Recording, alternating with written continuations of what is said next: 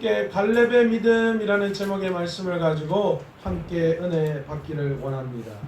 요즘은요 아이들이 무서운 세상이 되어 버렸어요. 예전에는 어른이 무서웠어요. 그래서 어른들이 한마디 하면 아이들이 그걸 들었고요. 또 아이들이나 세상에서 어른에 대한 존경심이 존재하는 세상이었습니다. 그런데 요즘은 웬걸 이 모든 것들이 다 무너지고 깨어져 버렸어요. 요즘은 아이들이 무서운 세상이에요. 여러분 길 가다가 중학생 아이들과 눈 마주치지 마세요. 큰일 나요. 뭐 잘못해도 그냥 그 따지지 마세요. 큰일 나요. 요즘은 그런 시대가 되어 버렸다라는 거예요. 2020년 3월입니다. 중학생 8명이 차를 훔쳐서 이 서울에서 대전까지 운행을 했습니다. 경찰 추격을 피하다가 그만 뺑소니를 당하게 되었고 뺑소니를 치게 되었고 이로 인해서 안타깝게도 배달하는 배달하는 오토바이를 치게 되었는데 글쎄 20살밖에 되지 않는 그 대학생 신입생을 그만 치고 말았어요. 그 사람이 그 자리에서 숨져 버렸습니다. 그런데 놀라운 건요, 이 차를 훔쳐서 서울에서 대전까지 도망갔던 그 아이들이 촉법소년이었다는 거예요. 그러니까 이 범죄를 해도 법적 처벌을 면하는 그런 나이에 있는 아이들이었다라는 겁니다. 그래서 뭐 전혀 법적인 그런 책임 물지 않고 그냥 사건이 끝나버렸어요. 더 안타까운 이야기는 그런 아이들이 계속해서 그 이후에도 범죄를 저질렀고 얼마 전에는 그 아이들이 그 동네 아이들을 너무 괴롭히고 때려서 그것이 또 문제가 되어서 또다시 이 뉴스에 오르내리게 되었습니다. 그 아이들이 그 동네에서는 유명한 아이들이래요. 계속 그렇게 못된 짓 하고 돌아다니는 아이들. 그런데 촉법소년이라고 법적으로 그 아이들에 대해서 문제를 삼지 못하는 거예요. 여러분 한국 사회를 바라보면서 왜 이런 일이 일어나고 있는 걸까라는 것에 대해서 어른의 한 사람으로서 너무 안타깝기 그지 없습니다. 왜 아이들이 무서운 세상이 도래한 것일까? 여러분 이유가 어디 있다고 생각합니까? 저는 그 이유를 이런 곳에서 찾고 싶어요. 두 가지인데요. 첫 번째는 한국 사회의 권위가 무너져 버렸어요. 위계가 없어졌어요. 여기 학교 선생님도 계시지만 학교에서 선생님의 권위가 무너졌어요. 여러분 사회 안에서는 가정 안에서는 아버지의 권위, 부모님의 권위가 무너져 버렸어요. 세상 속에서는 어른에 대한 존경심이 사라져 버렸다라는 것입니다. 두 번째, 왜 한국 사회가 이래 됐느냐? 저는 여기에 봅니다. 이 사회에 어른다운 어른이 없다라는 거예요. 권위가 무너진 이유도 여기에 있는 겁니다. 이 세상에, 이 사회 안에 진짜 어른이 없더라는 거예요. 나이 드신 노인은 많은데 아이들이 배울 만한 어른이 없어지고 있다라는 거예요. 세상을 보면 전부 다 어른들이라고 하는 사람들이 아이들의 눈에 과연 어떻게 비추고 있는지 심각하게 우리 어른들이 고민해야 봐야 할 때라는 거예요. 아이들이 뭘 보겠어요? 가끔 우리 아들이나 딸이요, 이 TV 뉴스에 나오는 어른들 뉴스가 있잖아요. 어른들이 어떻게 했다, 뭐 정치인들이 어떻게 했다, 뭐 그런 뉴스를 보면서 이 애가 어느 날 갑자기 문 대통령을 갖다가 이름 그냥 확 부르고 윤 대통령 갖다가 이름 그냥 확 부르고 누가 말이야 뭐 이러더라고. 깜짝 놀랐어요. 야, 너 그래도 한나라 대통령이고 이분들 어른들이야. 너 그렇게 함부로 그렇게 막 불러서는 안 돼. 그런데 왜 그렇게 됐을까요? 왜 아이들의 입에 이런 이야기들이 그냥 스스럼없이 오르내리고 있는 걸까요? 어른들이 아이들의 본이 되지 못했던 겁니다. 그런데 여러분 이 문제는 비단 세상 속에서만 생겨난 그런 문제가 아닌 줄로 믿습니다. 한국 교회 안에도 똑같은 문제가 존재하고 있다라는 거예요. 한국 교회가 왜 이렇게 힘들고 어려운 시대를 맞이하게 되었는가? 저는 그 문제를 오늘 이 사회에, 한국 사회 안에서 바라본 시각으로 볼 때 첫 번째가 뭐냐? 교회 안에 권위가 사라져 버렸다라는 겁니다.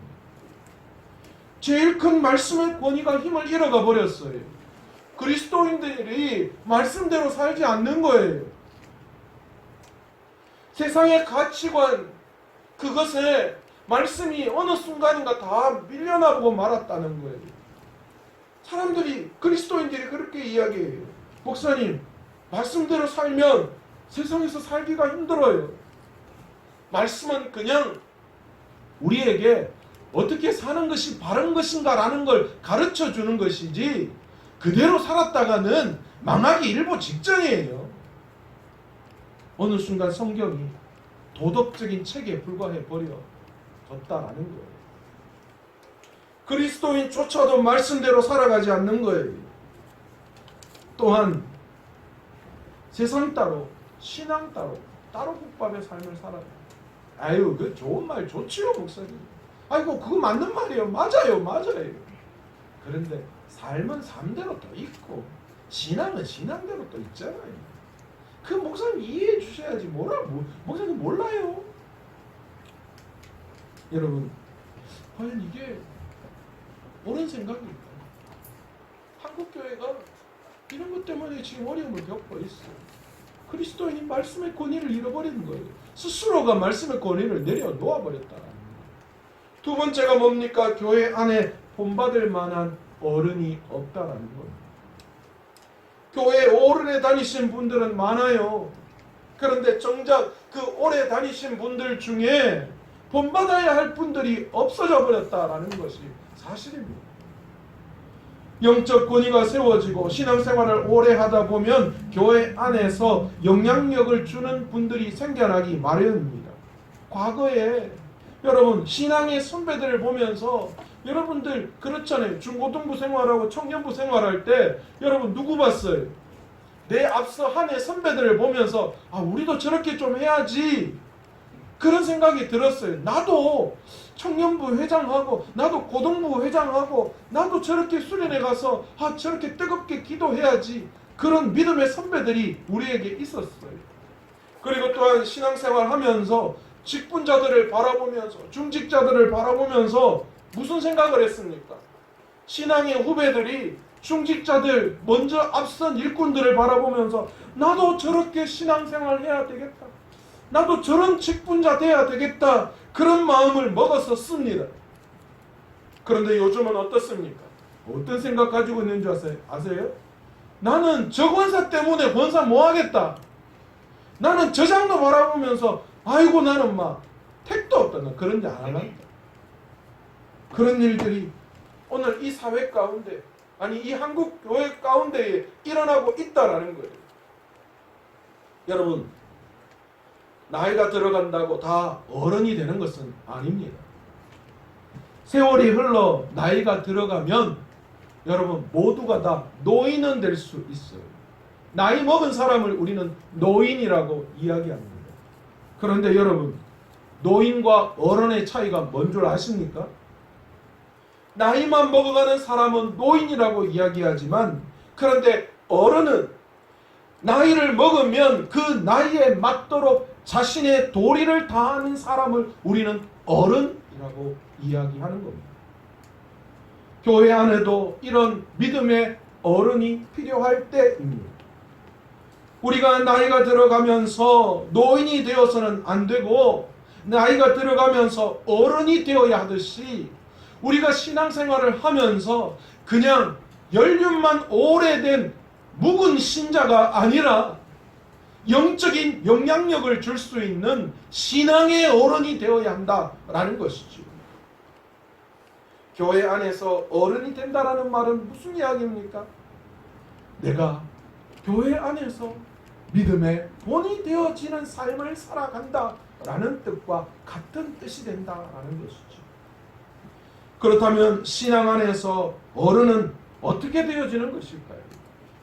오늘 말씀에 나오는 주인공 갈렙의 믿음을 통하여서 교회 안에서 영적인 어른 노릇하는 우리 모든 성도님들 다 되시기를 간절히 축원합니다. 오늘 본문은 가나안 땅을 정복한 이스라엘 백성들이 12지파별로 가나안 땅을 분배하는 장면을 다루고 있어요. 특별히 이 13장부터 가나안 땅 분배 문제가 나오는데 14장 오늘 본문은 특별히 이 요단 서편 땅을 분배하는 내용을 다루고 있습니다. 그런데 여러분 14장을 시작하면서 1절에 뭐라고 이 저자가 소개하고 있느냐? 제사장 엘리야살, 눈의 아들 여호수아, 이스라엘 자손 지파의 족장. 여러분 이 세 부류의 사람이 등장하고 있어요. 땅을 분배하는데 제사장이 나오고 정치적 지도자가 나오고 민족의 대표가 지파의 대표가 나왔다라는 거예요. 여러분 옛날 모세 시대 같으면 어떻겠어요? 모세가 뭐 했다는 거예요? 모세가 다 뭔가를 이야기했을 건데 그런데 여호수아가 시대에 딱 들어와서는 이 세 사람이 등장한다라는 거예요. 근데 이게 왜 그런 줄 아세요? 여러분 모세 시대는 분배의 시대가 아니라 정복의 시대예요. 그래서 이 정복하는 문제는 모세 한 사람의 이야기로 되었는데 이 분배하는 문제는 이게 아니더라는 거예요. 이게 땅 문제, 돈 문제는 이게 한 사람이 해서는 안 돼요. 세 사람이 등장하는 거예요. 그러니까 이 분배의 문제는 사실은 제사장이 등장하고 지도자들이 등장하는 걸로 봐서 이건 이스라엘 백성들에게 단순한 그냥 땅을 분배하는 돈을 나누는 그런 문제가 아니라 영적인 문제였다라는 것을 우리는 이루어 짐작할 수 있습니다. 그런데 이 영적인 문제를 다루면서 굉장히 공평하게 이 제사장과 또 정치적 지도자와 또 지파의 지도자들이 나서서 땅을 분배하는 모습을 우리는 볼 수 있습니다. 뿐만 아니라 땅을 분배할 때 나누어 가져야 할 지파들도 소개하고 있는데 2절에 보시면 9지파와 반지파에게 주었다 그렇게 이야기하고 있어요. 여러분 이스라엘은 몇 지파입니까? 12지파인데 9지파 반에게만 땅을 준다. 여러분 이게 이상하지 않습니까? 그런데 또 자세하게 오늘 여호수아서에서 왜 9지파 반에게 땅을 지금 나누어 주고 있는가를 3절에 설명하고 있어요. 이유가 뭐였다고요? 2지파 반은 어디에서요? 이미 모세가 요단 저편에서 이미 땅을 다 주었다는 거예요. 그러니까 남아있는 9지파 반에게만 땅을 주면 될 부분이었다라는 거예요. 그런데 여러분 설명을 덧붙이자면 12지파 중에서 레위지파는 땅을 분배받을 수 있어요? 없어요? 없습니다. 하나님께서 레위지파는 땅 분배받을 수 없었어요. 그러니까 엄밀히 말하면 11지파에게만 땅을 분배하는 것이 맞는데 이게 뭐 숫자적으로 좀 잘못된 것 같습니다. 그런데 이유가 있습니다. 왜 12지파가 되느냐? 레위지파가 빠졌음에도 불구하고 왜 12지파에게 땅을 나누느냐? 요셉 지파였던 므낫세와 에브라임을 하나님께서는 각각 2지파로 보셨다라는 거예요. 그러니까 요셉의 지파가 에브라임과 므낫세 지파 각각으로 나누어져서 2지파가 되었다라는 거예요. 그러니까 12지파가 딱 맞아떨어지게 되는 거죠. 5절에 보시면 이스라엘 자손이 여호와께서 모세에게 명령하신 것과 같이 이렇게 땅을 나누었다 그렇게 기록하고 있습니다. 자, 이렇게 기본적으로 땅을 어떻게 나누어 주면 몇 지파에게 어떻게 나누어 줘야 하는가라는 것에 대해서 자세하게 기록을 하고 난 다음에 바로 이어서 땅을 나누는 장면이 등장하는데 6절에 누가 등장하느냐? 우리가 잘 알고 있는 유다 지파 자손 중 여분네의 아들 갈렙이 여호수아 앞에 등장을 합니다. 그런데 놀랍게도 이 여호수아 앞에 등장한 갈렙이 이 뭐라고 이야기하느냐? 과거를 회상하면서 이 모세가 당시 리더로 있었을 그때 여호수아와 자신과의 관계를 설명하는 것 같이 이야기를 꺼내고 있습니다. 모세가 리더로 있을 때에 드디어 하나님께서 말씀하신 이 가나안 땅을 정복하는 그 가나안 땅을 바라보는 그 위치에 이스라엘 백성들이 섰습니다. 그곳이 어디였냐? 바로 가데스 바네아였습니다. 홍해를 갈라서 이스라엘 백성들이 이제 가나안 땅을 들어가기 위해서 가나안 땅이 보이는 가장 가까운 곳 가데스 바네아에 도착했습니다. 그런데 그 가데스 바네아에서 무슨 사건이 일어납니까? 어떤 일이? 가나안 땅을 들어가기 위해서 이스라엘 백성들 12지파 중에 대표를 한 사람씩 뽑아서 모세가 가나안 땅을 정탐하게 합니다. 여러분, 지금 이 갈렙이요, 바로 그때 가나안 땅을 정탐할 때 그때를 회상하면서 갈렙의 이야기를 꺼내고 있습니다. 40세에 가나안 땅을 바라볼 수 있는 곳 가데스 바네아에서 모세가 가나안 땅을 정탐하게 하여서 12지파의 대표가 가나안 땅을 정탐했습니다. 그런데 문제가 생겼습니다. 10명의 정탐꾼은 가나안 땅을 정탐하고 난 다음에 어떻게 보고를 합니까? 오늘 본문에 따르면 이스라엘 백성들에게 이스라엘 백성들의 간담을 높게 했다, 그렇게 이야기합니다. 간담이 녹는다는 말이 무슨 말인지 아십니까, 여러분? 그렇잖아요. 공포 영화나 이런 거 막 좀 싸한 그런 무서운 거 하면 가슴이 싹 하고 내려가잖아요. 우린 그걸 간담이 서늘해진다, 뭐 그렇게 이 옛날 어른들이 표현하더라고요. 여러분, 그랬다는 거예요. 10명의 정탐꾼이 가나안 땅을 정탐하고 이야기를 하는데 이스라엘 모든 백성들이 뭐 했다는 거예요? 공포에 휩싸였다는 거예요. 어떡하나. 무서움이, 그 공포와 무서움 때문에 간이 쌀렁해질 정도로 그렇게 만들었다라는 겁니다. 한마디로 큰일 났어요. 왜 그랬습니까? 왜 간담이 녹았습니까? 야, 이거 가나안 땅이 진짜 좋은 땅은 맞는데 우리가 이 땅 점령 못한다. 왜요? 내가 보니까 이스라엘 백성하고 이 가나안 땅에 사는 사람하고 비교하니까 우리는 뭐예요? 이스라엘 백성들은 뭐 같다? 메뚜기 같다는 거예요. 이게 뭐 잽이 안 된다는 거예요. 잽이. 그러니까 저하고 뭐 의준이 정도의 싸움 뭐 이 정도라는 거예요. 감당이 안 되는 거예요. 그러나 놀랍게도 갈렙은 뭐라고 고백하고 있습니까? 오늘 9절에 의하면 여호수아와 갈렙도 그 땅이 좋은 땅이고, 그리고 그 땅에 사는 사람들이 우리와 비교할 수 없이 강력한 사람들이라는 것을 알고 있었는데, 그런데 갈렙은 무엇을 바라보았느냐? 9절에 내 발로 밟는 땅은 영원히 너와 네 자손의 기업이 되리라 하였나이다. 무슨 이야기를 하는 거예요? 다 아는 거예요. 다 아는데 그 땅이 강력한 군대가 사는 것도 다 알겠는데, 그러나 하나님이 이 땅 우리에게 주시겠다는 말씀했기 때문에 우리는 가서 차지하면 된다, 그렇게 믿음의 고백을 했다는 거예요. 여러분, 여기에서 우리는 갈렙의 믿음, 그리고 교회 안에서 어른이 어떤 모습을 갖추어야 하느냐, 어떤 모습을 갖출 때 교회 안에서 어른이 될 수 있느냐를 볼 수 있습니다. 첫 번째, 영적 어른은 세상의 눈이 아니라 믿음의 눈으로 상황과 환경을 보는 사람들이다 라는 겁니다. 여러분, 놀랍죠?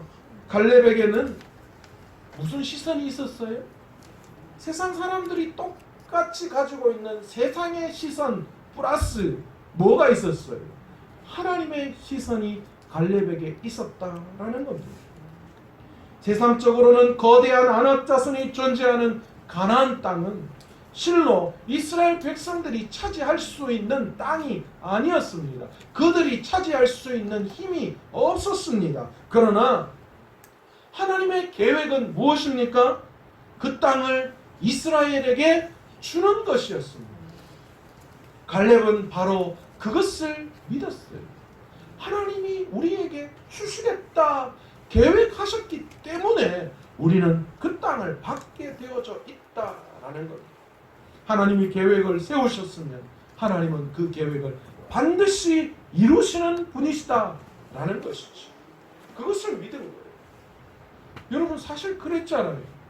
애굽에서 탈출한 애굽에서 도망 나온 이스라엘 백성들, 여러분, 애굽에서 나오는 그것이 그들의 힘이었습니까? 아니었습니다. 하나님이 하셨어요. 애굽에서 나온 이스라엘 백성들이 앞에 놓여 있는 홍해, 그거 어떻게 건넜습니까? 그들이 나무 배란 들어서 건넜습니까? 아니면 뭐 훈련해가 수영 잘해가지고 뭐 홍해를 건넜습니까? 아닙니다. 그들의 힘이 아니었어요.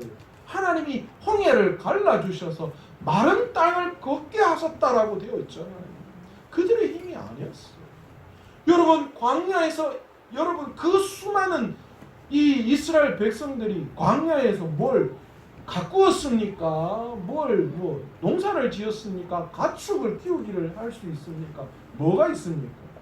요즘도 이렇게 뭡니까? 이 채소값이 높아지니까 이 1인 가구들은 집에 화분 만들어가지고 거기서 채소 키워서 먹는다 그러더라고요.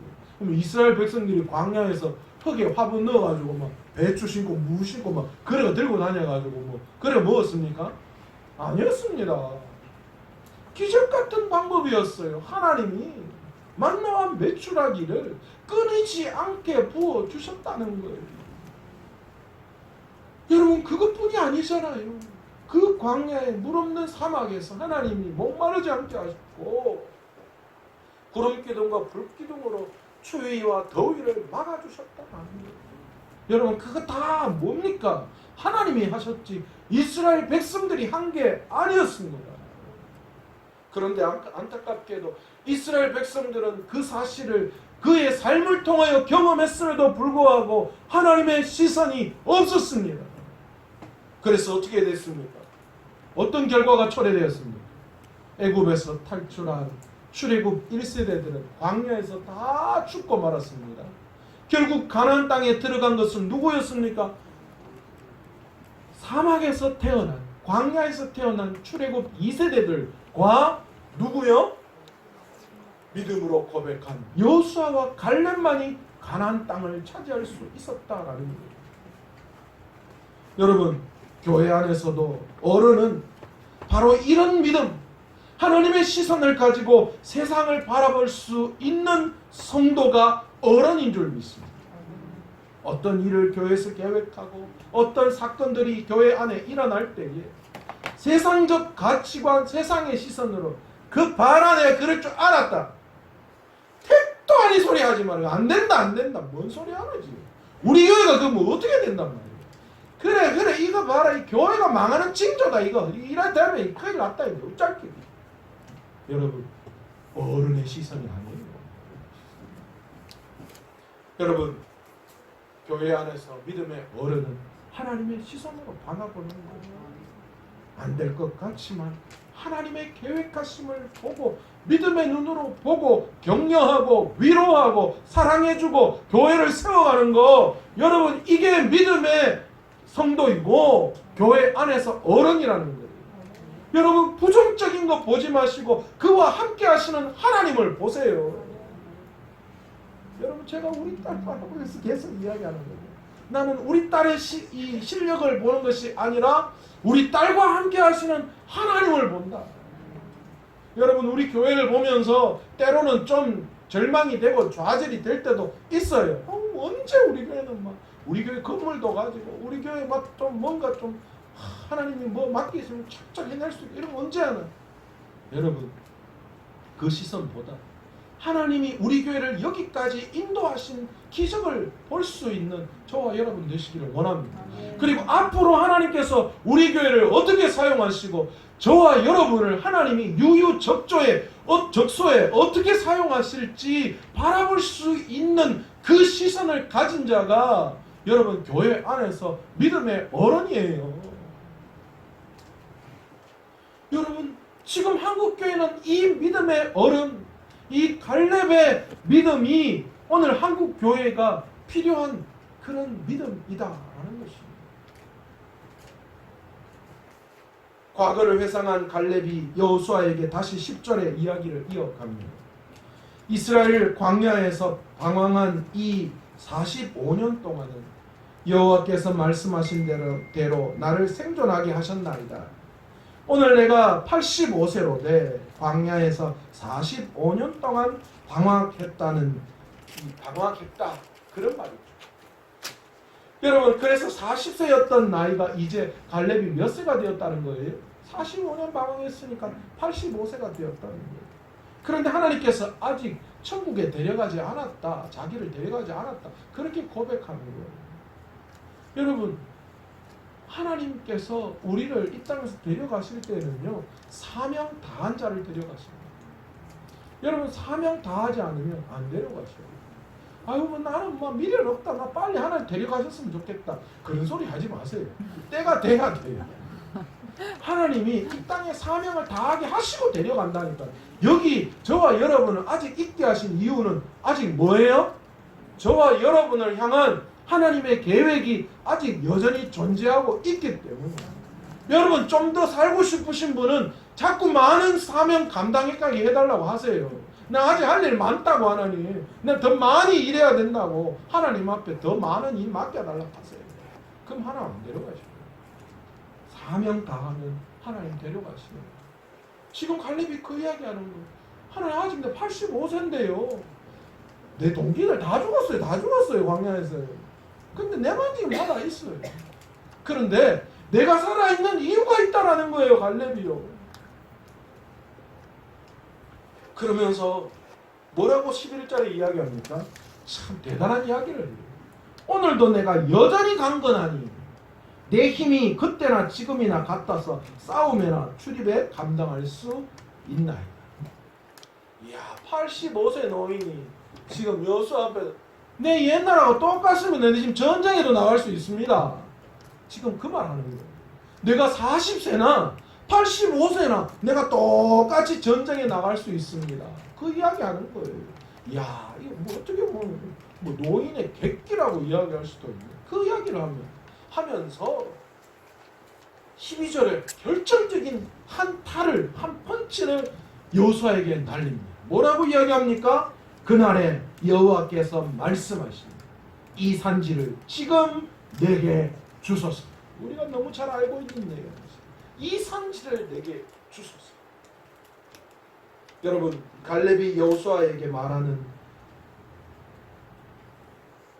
지금 골자가 뭡니까? 어떻게 잘못 보면 땅 달라는 이야기 같잖아요. 땅 분배 이야기잖아요. 그러니까 내가 지금 아직 85세니까 지금 내 땅도 내 땅 좋은 땅도 좀 어떻게 좀 이런 이야기 같이 지금 들려지는 것 같기도 합니다. 땅 분배하는 이야기니까 갈렙이 내게 주어질 땅 달라고 내 지금 강하다 아직도 힘 있다 그러니까 내 땅도 안 주고 확 약간 그런 분위기 같은데 여러분 그 배경을 가만히 보십시다. 지금 갈렙이 여호수아에게 이 산지라고 하는 이 산지가 어디를 말합니까? 헤브론. 여러분 헤브론은 옛 이름이 뭐라고 성경에서 자세하게 이야기하죠? 15절에 뭐라고 이야기합니까? 옛 이름이 기럇 아르바라. 이 기럇이라는 말은 성읍이라는 뜻입니다. 그리고 아르바라고 하는 말은 뭐냐? 아낙자손이다 라고 하는 그 말입니다. 특별히 오늘 본문에 보면 이 헤브론에 사는 이 아낙자손은 아낙자손들 중에서도 기골이 장대한 그런 뛰어난 사람들이었다. 그렇게 이야기하는 거죠. 그리고 지금 갈렙이 요구하고 있는 이 헤브론 땅은 이스라엘이 지금 차지했습니까? 차지해야 할 땅입니다. 아직 전혀 정복하지 않은 땅입니다. 지금 가나안 땅 중에서 가장 강력한 민족이 사는 땅. 그리고 전혀 이스라엘이 정복하지 못한 땅. 지금 그 땅을 갈렙이 뭐하고 있는 거예요? 달라고 요구하고 있는 겁니다. 여러분 지금 갈렙의 요구는 이런 배경을 두고 들었을 때 어떻게 들리십니까? 땅 분배하는 이야기, 내 땅 달라는 이야기로 들리십니까? 아니면 갈렙의 믿음의 이야기로 들리십니까? 오늘 여기서 두 번째 갈렙의 믿음을 우리는 볼 수 있습니다. 교회 안에서 어른이 어떤 모습이어야 하는가? 교회 안에서 믿음 있는 자, 믿음의 어른은 굳은 일을 감당하는 사람. 여러분, 그 사람이 믿음의 어른이라는 것입니다. 헤브론은 이스라엘 백성의 모두 꺼리는 땅입니다. 왜 그렇습니까? 그 땅을 차지하려면 그 땅이 좋은 땅이고 그건 알겠는데 그 땅을 차지하기 위해서는 아낙 자손, 거인과 같은 자손 중에서도 강력한 그 땅을 차지하고 있는 그 사람들과 싸워야 하고, 그러면 불보듯 뭡니까? 심한 출혈이, 그 전쟁을 통하여 엄청난 희생이 그들에게 따른다라는 것을 모두 다 알았기 때문에 그 땅을 요구하는 이스라엘 백성들이 아무도 없었다라는 거예요. 그런데 지금 갈렙이 여호수아 앞에서 뭘 이야기하고 있습니까? 그 땅을 요구하고 있는 거예요. 아무도 하지 않으려고 하는, 아무도 차지하지 않으려고 하는 그 땅을 지금 갈렙이 여호수아 앞에서 달라라고 이야기합니다. 그 땅, 그 아무도 차지하지 않으려고 하는 그 굳은 땅, 그 땅 정복하는 거 자기가 하겠다는 거예요. 자기와 자기 가문이 하겠다, 그 말하고 있는 거예요. 여러분, 갈렙 정도 되면 좋은 땅, 이미 정복한 땅 내놔라고 이야기할 수 있지 않겠습니까?